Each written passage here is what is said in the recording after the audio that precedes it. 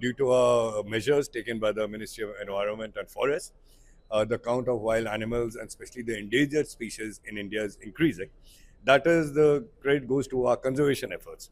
Now, simultaneously, also, we are facing situations where these wild animals are coming out of the forest areas, or the local people are going into forest areas, especially in the buffer zone, and there have been a series, those conflicts are also increasing. So we have to take that situation, we are taking that situation very seriously. We are coming out with a number of means of how to counteract that. So we are making the local people also generating awareness about the behavior of these animals and what protective steps they can take. We are tracking these animals from radio collaring to other tracking methods we are using to track these animals. We are also trying to set up physical barriers where more instances like this are happening. So electric fencing or trenches, we are trying to set that also up with the collaboration of the state governments and with the efforts from the state governments. We are also trying to do that. Now, one must understand why these conflicts are taking place. Sometimes it is the animals who venture out in search of food.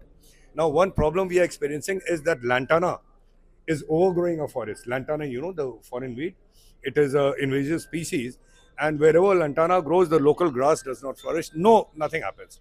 So there is no grazing, no food left for the animals like the deer, or sometimes the bamboo die out, then there is nothing left for the elephants, and they venture out. So that is the problem. So we are trying to eradicate also these invasive species.